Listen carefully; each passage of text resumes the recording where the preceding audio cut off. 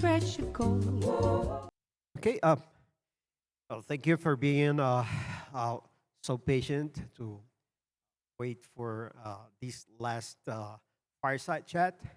Uh, I'll be joined by Manu Choudhary. Uh, Hi, Manu. Hey, Jose. And we will discuss the challenges that are facing uh, the companies entering in digital asset business uh, l- when it comes to interaction with banking system. And I would like to uh, open this with a question, if I may. In your experience, it is a, an important and relevant obstacle in a country that doesn't have a regulation on crypto assets. Uh, when it when a entrepreneur tries to make transactions um, supported by banks, uh, if their business is crypto based. Yeah, Jose, that's a good question. I think, and maybe just to get a bit of background on me, I'm Manu Choudhary, the co-founder of Bloomsbury Money.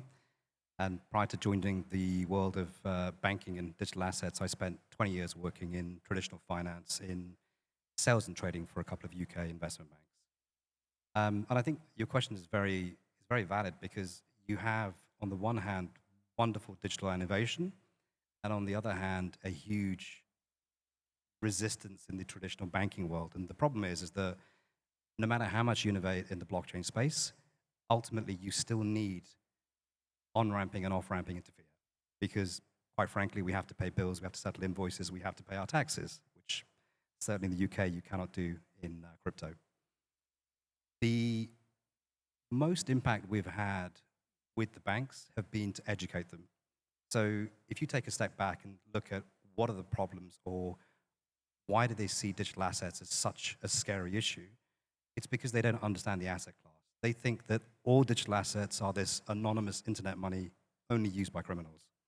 They don't understand the innovation and they don't understand the transparency. But when we've sat down with a lot of banks, and we've spent time with about a dozen European banks that explained blockchain analytics, explained Chainalysis, explained TRM labs, and shown them that everything is trackable, everything is traceable, far beyond and far further than any fiat asset ever could be, it's surprising how quickly they do a U-turn. And they actually start saying, okay, so explain how this works, explain the rationale for the transaction. And I think a lot of this is an education piece. And whether the asset is framed within legislation or not is irrelevant because ultimately the objectives of the banks, the objectives of the regulators are the same. Are you laundering money? Are you financing terrorism? And if you can demonstrate that neither of those is the truth, then the rest should fit within the realms of other regulations that exist within the country. Okay, based on your answer, considering that the crypto business is mainly cross-border and it may involve several jurisdictions, uh, how can you streamline this before the banks? If probably lack of regulations in several of the jurisdictions involved, how you satisfy compliance requirements? Okay, that's a good question. But the way I look at digital assets, my background is foreign exchange. So in the UK, foreign exchange is 100% unregulated. There is no regulation. What they have is they have a regulatory framework for businesses operating in that market, irrespective of the borders they're crossing. And as long as they have a standard operating procedures for those entities that participate, you don't need to have specific regulations in each jurisdiction. You're right, there are nuances. So for instance, if you look at, let's say, the travel rule, the implementation of that, and then how other jurisdictions have copied elements of it, but not all of it, yes, there's quite a few banana skins that have been thrown out there for you to trip over from a reg perspective. But I think ultimately, it's a new market. People are going to, I guess, enter the market on a best endeavors basis. And the objective has got to be to try and scale these things. Because I think if I think back at why I became a huge fan of digital assets, the reason was very simple because when I first discovered Bitcoin in 2017, what I loved about it was not the transaction speed or the transaction volume, which sucks. It was the fact that it was the first time in human history we had a digital signature that couldn't be forged. And I looked at this and said, this is going to replace everything we have today. It's just a matter of time. And I think one of the things that we've been big fans of is we've been looking to use a lot more of the financial framework and the regulatory and the legal framework of traditional finance and bringing it into the digital asset class. But there's no reason you can't, for instance, let's say you're trading stable coins, or even if you're trading crypto assets, there's no reason that's not any dissimilar to a currency transaction. Kind of the same thing. It's cross-border, it's multi-jurisdictional, and you're settling potentially to a bunch of different counterparties. It's really is the same. It just happens to be much more trackable, much more traceable. Okay. Now, you mentioned of financial frameworks and your support, but I'd like to know if you really consider financial frameworks friends or foes. And I will explain my question. In a cross-border scenario, may have jurisdiction that may afford a nature to cryptos different to other jurisdictions. Let's say in one jurisdiction, it may be equal to currency. In other, it may be considered a security. In other jurisdiction, just a regular asset, not like a share, like furniture, same thing. So you have not only different jurisdictions, but different natures that are afforded to crypto. What would you do to comply with requirements to make a transaction acceptable at both ends and in the jurisdictions in between? Okay, that's a difficult question. Okay, so I think there's a bigger question here, which is we need more harmony with regulators and lawmakers because they seem to be, certainly in some places, making and passing laws that are not really in the spirit of trying to scale a business. They're trying to prohibit the use of an asset. And I think that's a different kind of legislator to the ones that are trying to be innovative and trying to help with the evolution of a new asset class. So if I look at an example, so we do a lot of business with corporates in the UK. And of course, the UK no longer manufactures everything. It's outsourced that to China. So if you're not familiar with what's happening with China, they have had a real estate issue for probably about 4 years. About 4 years ago, 98% of the Chinese population owned at least one property. Feels like a bubble. So ever since then, they've had banking issues. Now, if I was to send money to a supplier in China via SWIFT, it would normally take 2-3 days. Over the last 12 months, it's gone from 2-3 days to 7 days to 14 days to 28 days to potentially never because we've had several hundred banks go bust. So what's now happening is that a lot of those entities have got subsidiaries in Hong Kong and they're now accepting stablecoins and offering very large discounts to those same UK receivers of their product. The benefit for those receivers is they get the goods FOB the next day. They receive them within 14 days. There's not weeks and weeks of delay, and they're getting a saving. Now, we've got to be very careful because let's think about what's happening. Are those entities trying to break currency controls within China? Well, if we're paying a Chinese entity, then yes, they are. If we're paying a Hong Kong subsidiary that is then paying outsourcers in Cambodia, Vietnam, Australia, wherever they may be, or LATAM, then no, you're not. So it depends on the nature of the transaction, and it depends on what you're trying to do. If you are trying to circumvent currency controls, clearly that's not something you should do. That's obviously wrong. And I think a lot of that is in the judgment of the participants in that market. I fully agree. And talking about the nature of the transaction, there are countries like Panama, my country, where foreign citizens can apply for residency based on real estate investment. Okay, foreign citizen goes to Panama, and purchases property with crypto. first question the immigration department will make after they file for residency is show me the origin, the foreign origin of the funds. If the purchaser sends the crypto wallet to wallet to the seller, how do you think that the applicant can satisfy this request, or it is impossible after he has completed the purchase and he should have done something before to make sure he was able to produce evidence of origin, foreign origin? I think, truth be told, in that's quite a challenging scenario, I'd say. But truth be told, in that scenario, I think if the deal has been done, it's too late.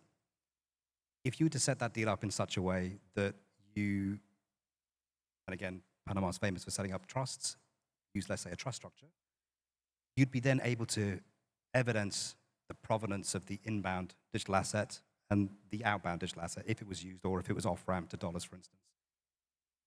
Short of that, I'm not sure how you'd demonstrate the value. Yeah. You'd like to take the turn? Some questions? Yeah, of course, absolutely. So, I mean, look, obviously, Panama, and again, look, we're regulated in Jersey, we're regulated in Mauritius, we're regulated in the UK, for different parts of our business. And what we found is, I'm guessing, like Panama, Jersey is huge in trust and trust structures. What I've heard about is that in Panama, there's a lot of innovation for trusts and for digital assets. And we've been asked a lot of questions by ultra high net worth individuals about putting digital assets into their trusts, getting yield. And whilst there's a lot of innovation in Europe, it seems to me that there seems to be more innovation in Panama right now about this structure. Well, trusts in Panama are now on the rise, and there are several reasons. Probably the first of them is that the tax model followed by Panama is strictly territorial. So if trust is based in Panama and there is income that is made abroad, it will be 100% tax exempt. Okay? Besides that, banks were for decades reluctant to work with businesses that involve trust. But now they have changed their mind. They found out that trust may serve as a means to obtain a guarantee of debt instead of placing a lien on real estate, let's say, as a mortgage. It looks better on their books if the property is on their own name, the name of the bank, and they can exercise whatever action needed if the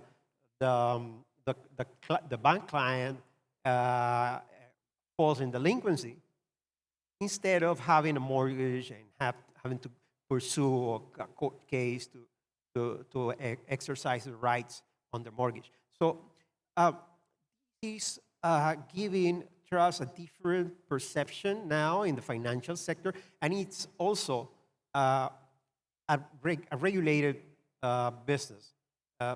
And it adds a lot when it comes to crypto, because say you send money to a seller in Panama of a property, selling a property. You sell, I mean, not money, cryptocurrency, and you send it to a wallet held by trust. The trust is regulated. It follows KYC and AML procedures and other regulatory requirements. So even when Panama has no regulation for digital assets at all, the transaction will be regulated. And what happens? The seller who will receive fiat money at the end will be able to deposit those funds in his own bank account,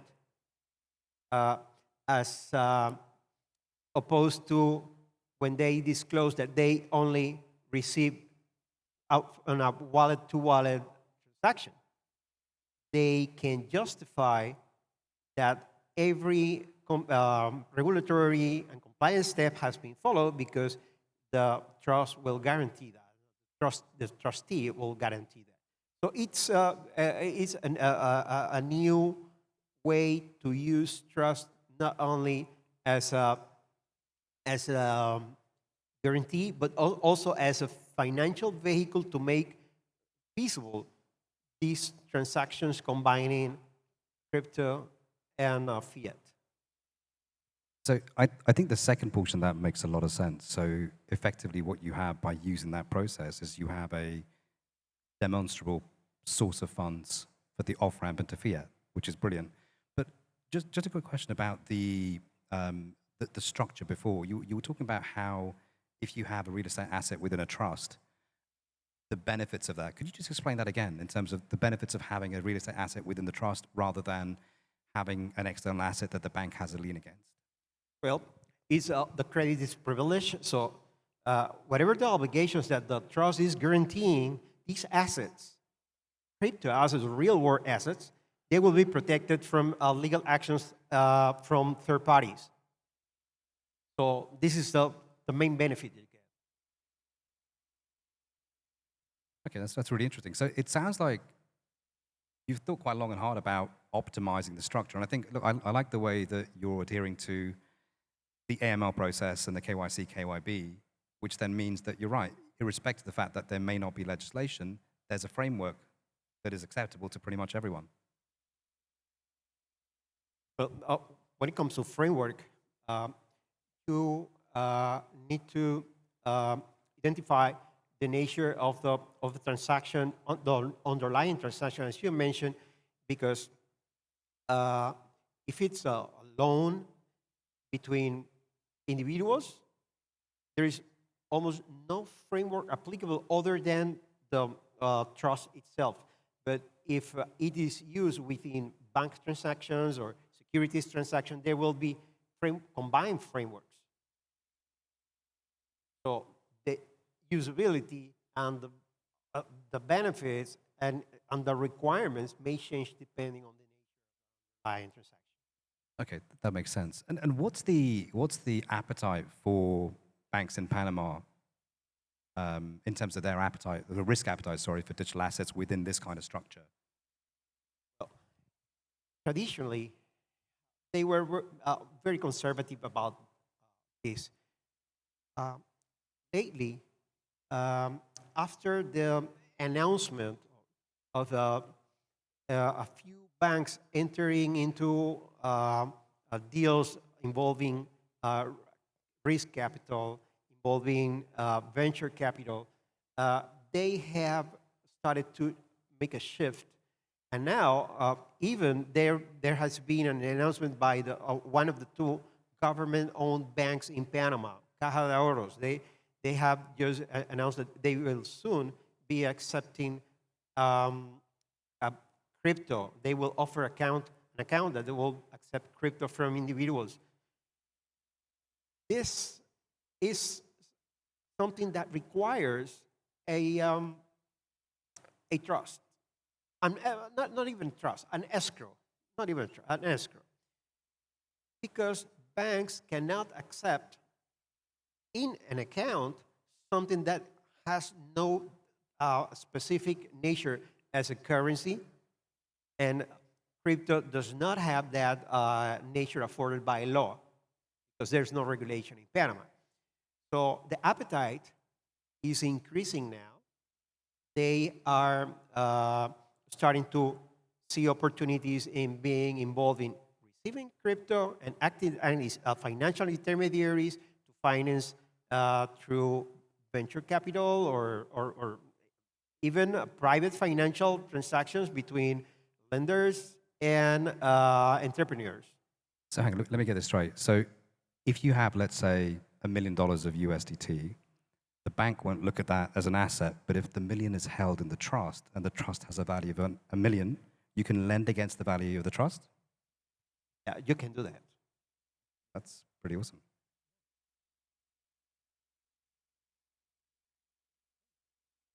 Yeah, we should speak after this. That's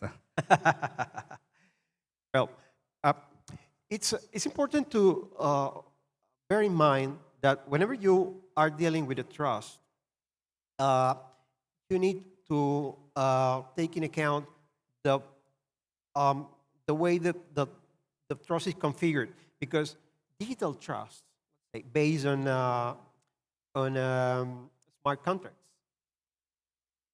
they are something that can be entered into by individuals or by non-regulated organizations, but not by financial institutions, because the problem doubles down. There's no regulations for the assets, and there's no regulation for the contracts themselves.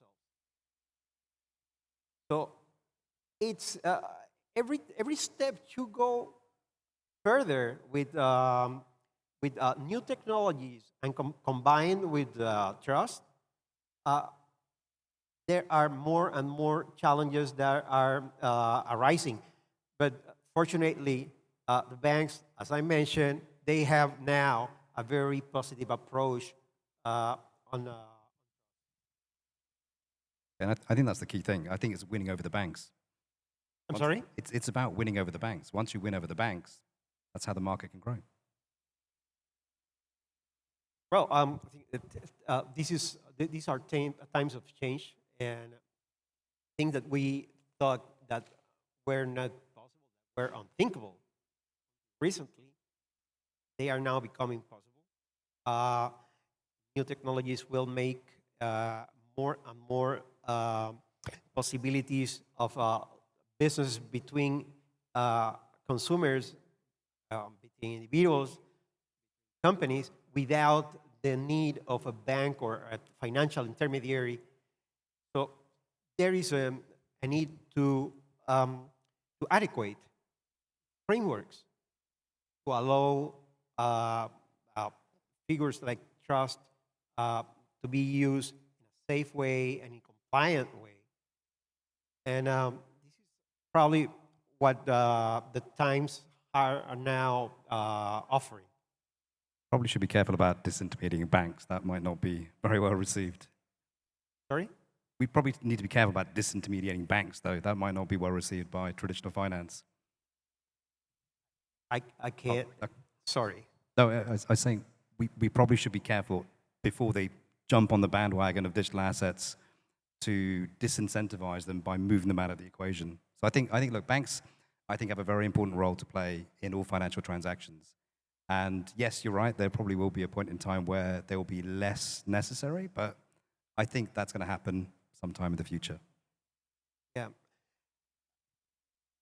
That probably in the next 5, 10 years, when all these jurisdictions that have not uh, up-to-date jurisdiction frameworks allowing traditional financial models like trust and other financial models interact with crypto and with digital assets based on the law and regulations, then we will find very creative ways to use trust uh, in transactions that presently they don't even consider using them, or they don't even allow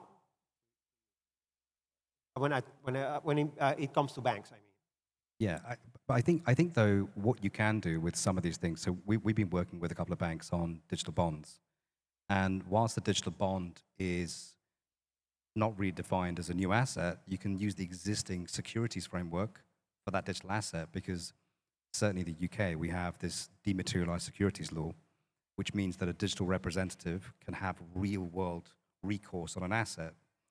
So I think there's bits and pieces of legislation that already exist that cover these things. It just depends on the jurisdiction things are issued. So the UK has it, Switzerland has it, Liechtenstein has it, but no one else does. oh, right. Important to differentiate between what is an asset and an investment, because from the distance, you can um, you can say, okay, I want to tokenize this building. I will develop this building and I want to tokenize it. But how do you want to do that? Opening a company and making a public offering or private offering, you're not tokenizing real estate. The real estate doesn't even exist. What you are really offering is a securities offering. So you need to be very careful on how to approach your project to not to fall in a violation of existing framework. But that kind of comes down to the comment I made at the top of the conversation, which was you've got to look at the spirit of what's being done. So what is the purpose? Why is this being done like this? And in that scenario, I would always say, okay, if I have a real estate project, I want to issue 1,000 tokens to fund this project. What's the difference between that and setting up a limited company with 1,000 shares and selling those 1,000 shares? It's the same damn thing. Not exactly. Depending on the type of token, on the standard the token is based, you may have fractional ownership rights, which is not. Which means that you're not pari passu to a normal equity stake in a corporate. Actually, you're much worse. You can go to the secondary market, and that's something that you cannot take your property deed and go to the secondary market and make it 1,000 pieces and sell every piece. So it's totally different. It allows the owner of the project, the developer, a more flexibility in funding and also spread the benefit because there will be people that would think unthinkable on investing on a multi-million building development, but they can can purchase a few tokens, fractional property rights. You're right, but there has to be a market maker willing to make liquidity. Otherwise, you sell it to who? Who do you sell it to? The value. Well, if you have the tokens on a project like a real estate development, once the real estate development is ready to reimburse the tokens, they won't reimburse only the capital. They will reimburse you the dividends. I mean, they pay the dividends. So that's an advantage. That's something that you cannot compete with banks in a large project. You can do that on a very small scale. Yes and no. I agree, you can do, but it depends. And what I mean by that is it depends on the jurisdiction the token's issued. Sure. Do you really have real-world recourse? If you do, then yes. If you don't, then it makes it difficult. So if I was the project lead of that, I would be trading that at I'd have a very large bid-offer spread. So yes, you could sell, maybe not such a good price. Well, probably it really depends on jurisdiction, as you mentioned. But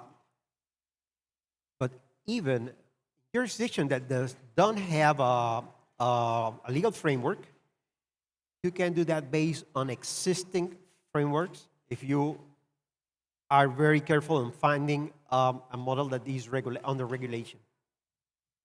Yeah, no, We do that. We do that in Panama very successfully. But I think that we have reached the end, yes. the time to say goodbye and say thank you for being here and have the patience. Please pardon my broken English. And I think that they probably have announcements for tomorrow, right?